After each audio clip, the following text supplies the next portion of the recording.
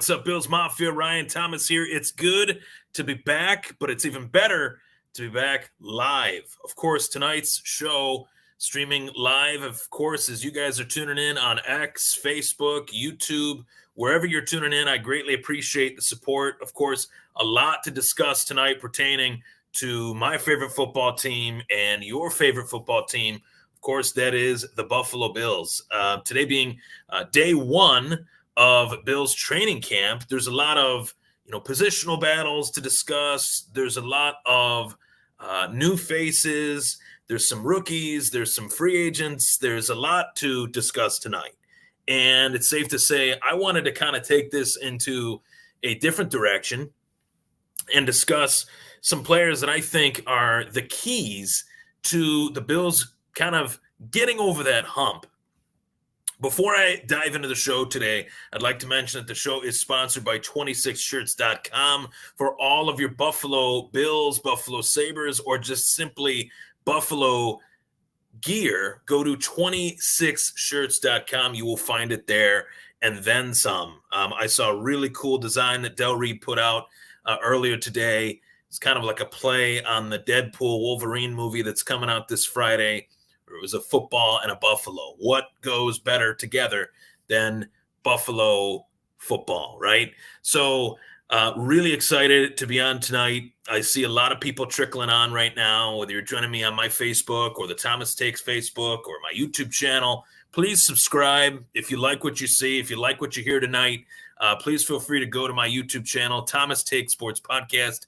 Hit the subscribe button, hit the bell. You'll get instant access to all of my content as well. Subscribe to the Buffalo fan base. This is something that is continuing to grow.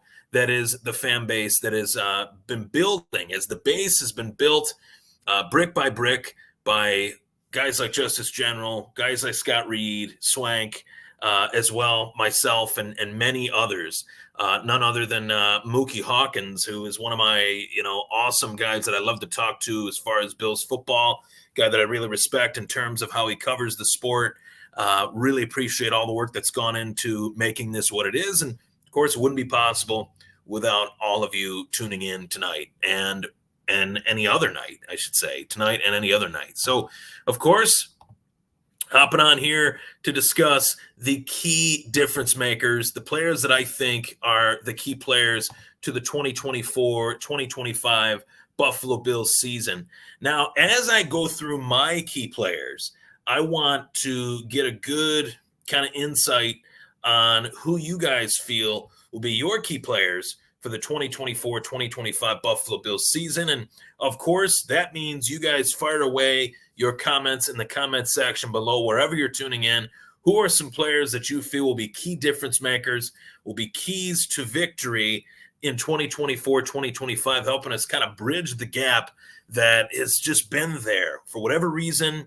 We could talk about, every reason under the sun as to why this team might not be where they need to be, and why they haven't won the big one yet, and or gotten back to the big one yet, I should say. The Chiefs have been one of those reasons, and quite a few others, I'd say. But I'm ready to turn the page, right? Look at this season. New opportunity, a lot of new players, a lot of new faces. A lot of new players are going to be dependent upon for leadership. And some of those players will be new, and some of those players will be newer players to the Bills, players that have only been on the Bills for a short while. So I want to start off with a player that I think is a key player to the 2024-2025 season, and we'll just go right into this one. This one might be an obvious one to some, but I want to dive into this a little bit deeper in terms of Dalton Kincaid, the second-year tight end, 2023 Buffalo Bills first-round draft choice. The big question with Dalton Kincaid is whether or not he can become an elite pass catcher at the tight end position. You guys know it. I know it. The tight end position has evolved tremendously in this league. And I think it started, I'd say maybe 20 years ago with guys like Jeremy Shockey and Antonio Gates, and Tony Gonzalez was doing it for a long time. Then you had the new breed of tight end in Rob Gronkowski. Jimmy Graham was hot for a minute. And then you went to guys like Travis Kelce, George Kittle, Mark Andrews, now Dalton Kincaid, Sam Laporta, Trey McBride. Those are the three really young, really supremely talented tight ends. But it was looked at, and I think Brock Bowers will be joining that discussion this season, the rookie tight end for the Vegas Raiders, of course. But I think Dalton Kincaid is looked at among all those names that I mentioned as maybe the most pure pass catcher at the tight end position. You go back and you watch his tape at Utah, there were a lot of targets thrown at Kincaid. Might not have been on the numbers, might have been high, might have been low, might have been inside, might have been outside. And Kincaid was able to make plays no matter what the circumstance was, whether the quarterback was hurt and he was playing with the third string quarterback or the backup quarterback, whoever it might be. Dalton Kincaid really thrived. And I think his rookie season was actually pretty telling in terms of what he's capable of. Because when you look at it, Kincaid came in with a lot of hype, but the Bills have a tight end already on the roster at the time. So when he's picked, Bills Mafia is feeling like this wasn't even our number one need. But Brandon Beane looked at it as, well, I can't turn down this kid's talent. I can't turn down the opportunity to have this kid in Dalton Kincaid as well as Dawson Knox. Well, in Kincaid's circumstances, his rookie season led to him getting more opportunities due to the fact that Dawson Knox rather got hurt and was hurt for a period of time. Josh Allen talked about this today, talked about how Knox going down provided so much more opportunity for Kincaid than what he could have even imagined his rookie season. And I do say to myself, in terms of players that were able to reap the reward from the Dorsey firing to the Joe Brady promotion, not only did James Cook reap the reward of that, but Dalton Kincaid did as well. And that's really, in a nutshell, what I think makes Dalton Kincaid such an interesting name heading into 2024, 2025. We could be talking about a year from now with a really good season. We could be talking about Kincaid as one of the best tight ends in the game, and yet he's in his only his second season at this time. Next year he'd be heading into his third season. So there is a lot of promise with a player like this, and it's a guy that, based on the roster construction or reconstruction, however you want to word it, with the departure of Stephon Diggs, with young receivers like Keon Coleman on the team, Dalton Kincaid is looked at as his role is going to have to increase. His production, how he is relied upon, is going to be at a much higher level than in previous years. So I'm feeling like Dalton Kincaid is a massive piece to the Buffalo Bills' success and is a massive key to the success of the Buffalo Bills this season. And when it comes down to it as well, I like to go back and forth and go offensively, defensively. I like to kind of look at players on both sides of the ball. But flipping those back and forth is pretty tough because there are young players across the board on this team, but young players that I think showed quite a lot of promise. I just mentioned Dalton Kincaid, and the next one that I'm going to mention is Terrell Bernard, who was the starting middle linebacker for the Buffalo Bills last season, expected to take over for Tremaine Edmunds. And I think coming off that season where he should have been an All-Pro, should have been a Pro Bowler, should have been talked about far more than he was, because there were plenty of moments where Terrell Bernard simply helped Buffalo close out games, simply helped Buffalo get over the hump of a bad moment. He'd create a great moment shortly thereafter. He's like this catalyst type player that whenever the chips were down, he would show up. He would be more than what we could have ever dreamed of. And dare I say it, I look back at the Tremaine Edmunds years. Buffalo had a lot of high expectations for Tremaine Edmunds. They traded up to get him. He's this long, lanky, freak athlete middle linebacker, drafted at 19 years old out of the VTech, right? Virginia Tech, first round draft choice out of the Virginia Tech University, that is. And the Bills couldn't keep him. He leaves. He gets a big money deal. He goes to Chicago. and you're wondering, okay, what's next? Well, then Buffalo the year prior takes a kid out of Baylor in the mid rounds, and Kyle Brandt of all people bites on the chicken wing and announces this player, and he's turned into his own, folk hero for doing that, as we found out at the Bison's game last week. But I don't think it would have hit as well if Terrell Bernard didn't hit as well. If it was just any other player, that wouldn't have worked as well for Kyle Brandt on the flip side. Whereas it worked really well for Terrell Bernard and Kyle Brandt, and I'm sure Terrell Bernard is extremely thankful for that. I was utterly impressed, to say the least, with the performance of Terrell Bernard. I was at the training camp last season, and I got the feeling that Terrell Bernard was kind of given the keys, didn't necessarily earn those keys. They just entrusted him to be the guy. And I felt like I wanted more of an open competition. I like to see competition in camp, and I felt like maybe they could have made that into more of an open competition. They didn't. And then Terrell Bernard was hurt. He wasn't even competing. It's like they're giving the keys to the middle linebacker position to Terrell Bernard, and he hasn't even really practiced as much as the other guys, the Dotsons and the backups that they had at that time.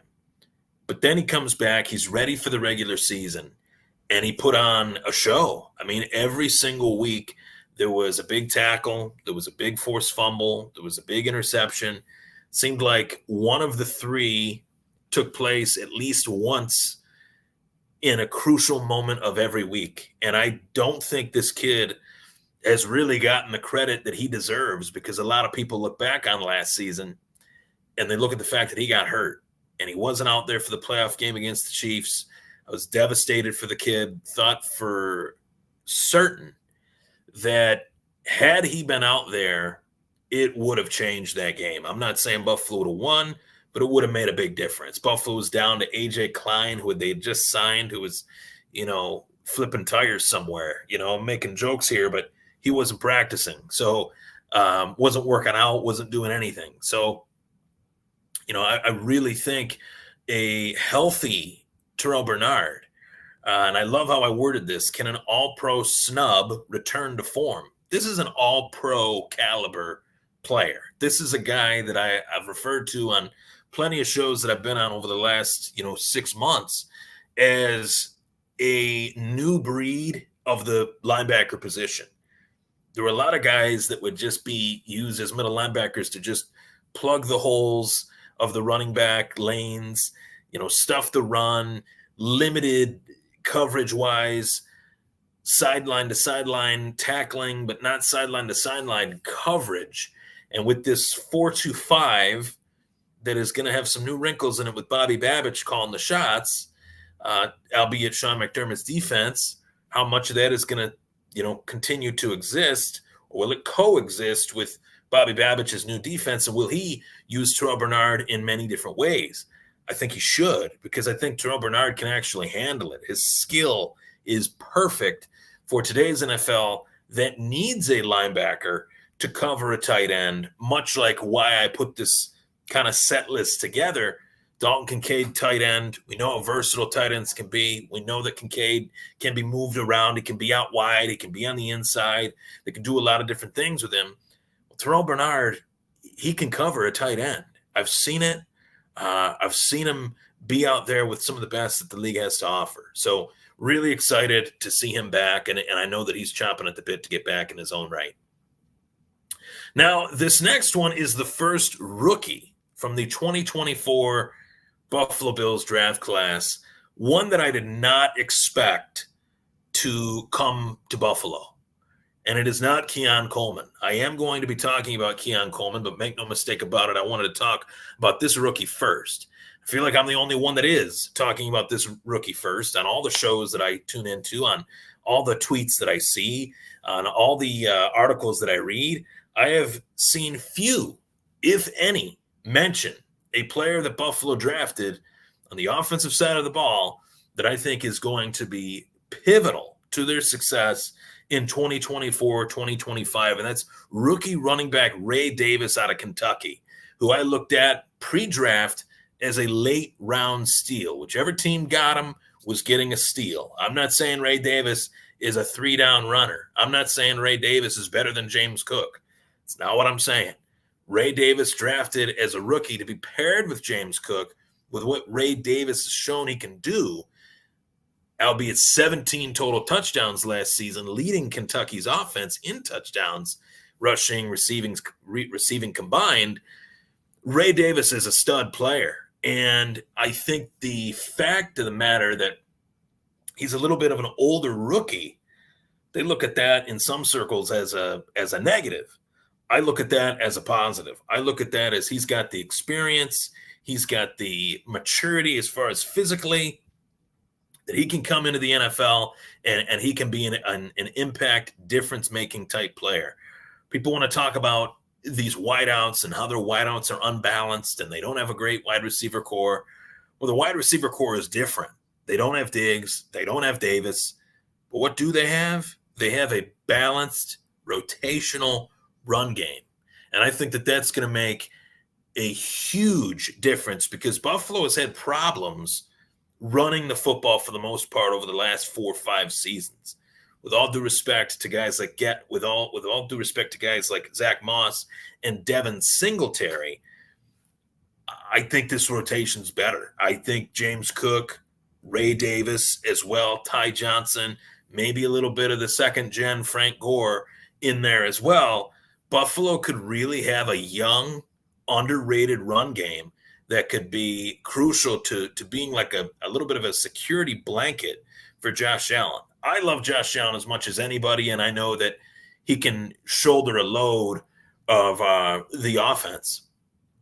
But I think you got to take a little bit of that down from him utilizing the players around him. I think Diggs was a big reason why Allen wasn't able to utilize the players around him as well, because he felt like he had to get it to Diggs.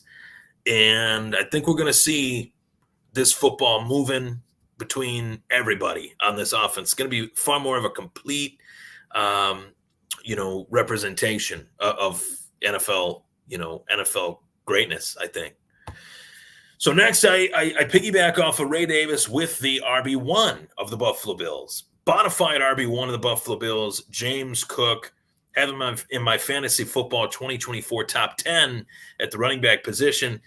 The question with James Cook is, can James Cook expand on last season's showing? There were simply games where James Cook took over.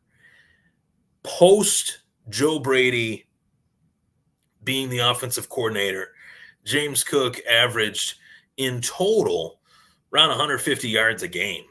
So James Cook was a huge piece of success to Buffalo's run that saw them winning, 7 in a row, to capping that seventh win in a row, a road win against the Miami Dolphins, where that game was close in the first half.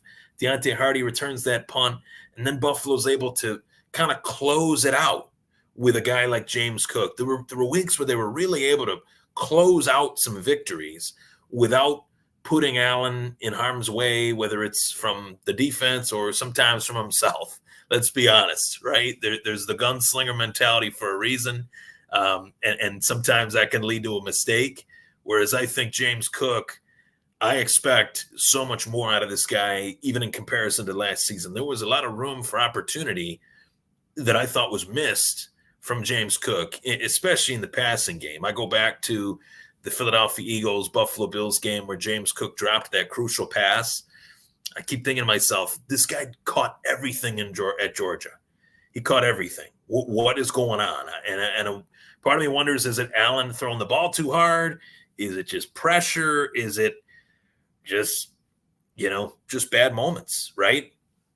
So James Cook, a big piece, safe to say. That is an easy one, but I think there needs to be more added on to that. And what I added on to that is the fact that he showed a lot, but I think there's more to show. There's definitely more room to grow with James Cook than what we've seen thus far. Now, next, I go back to the defensive side of the ball. I go back to another rookie. I go to Dwayne Carter. Like it or not, love it or hate it, Dwayne Carter is the next piece of a Buffalo KC trade, which saw the Bills go from 28th to 32, and they retrieved the extra third in that trade by moving down 5 spots from the Kansas City Chiefs. The Chiefs take wide receiver, the speedster Xavier Worthy.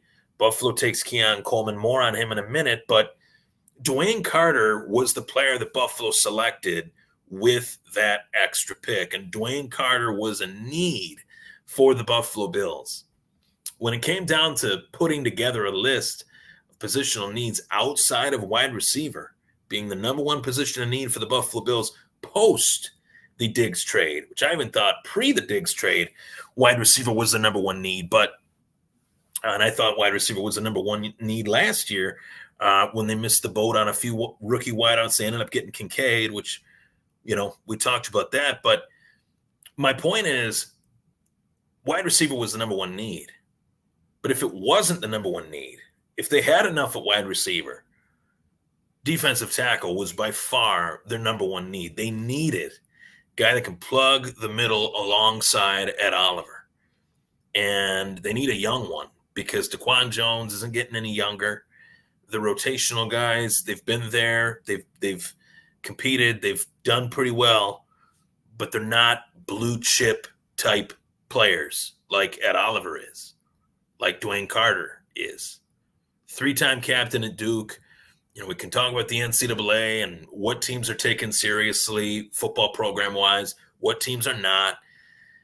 I don't think we're at a point yet where Duke's football program is looked at as an elite of the elite program.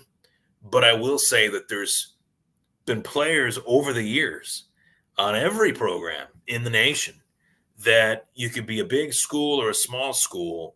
That player in particular is special on that program.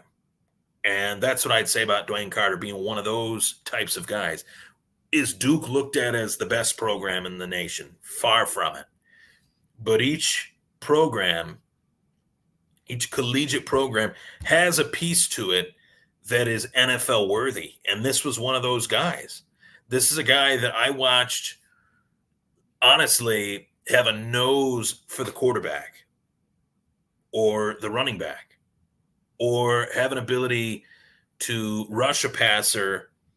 Yeah, the ball's already been thrown, but he can run down the field and try to tackle the ball carrier, whether it's the receiver or the running back. He's a very quick, agile defensive tackle. Guys that big should not be able to move that quickly, that instinctually, too. I think that's more than just physical speed.